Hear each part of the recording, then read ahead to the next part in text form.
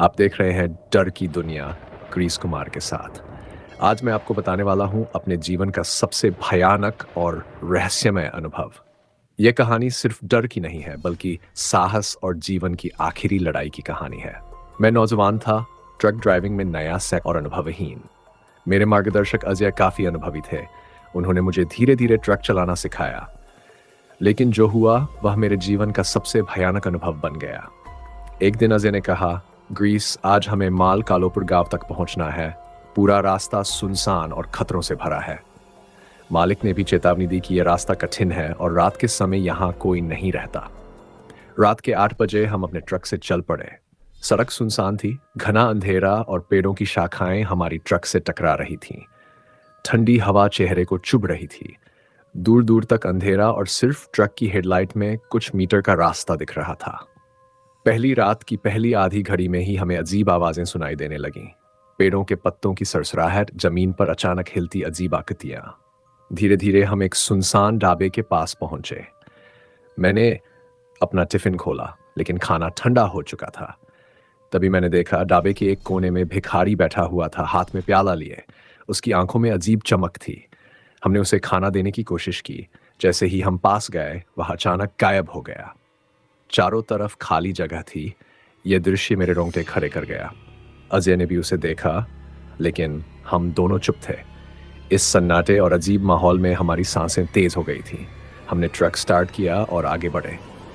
सड़क के किनारे अजीब परछाइयां हिल रही थीं। कभी पेड़ के पीछे कोई अंधेरा रूप, कभी सड़क पर अचानक चमकती अजीब रोशनी। रात गहराती गई। सड़क के बीच में अचानक एक अजीब आदमी खड़ा हुआ। उसने हाथ फैलाए हुए थे और उसके चेहरे पर अजीब मुस्कान थी। हमने ट्रक रोकी। जैसे ही हम पास पहुंचे, वह गायब हो गया। आसपास सब सुनसान था। हमारी सांसें तेज हो रही थीं। सड़क के किनारे पेड़ों की शाखाएं हमारी ट्रक से टकरा रही थीं। अंधेरा और सन्नाटा ऐसा था कि लगता था पूरा जंगल हमारी आंखों के सामने जीवित हो उठा है। कभी कभी जमीन पर कुछ चमकती हुई अजीब आकृतियां दिखती।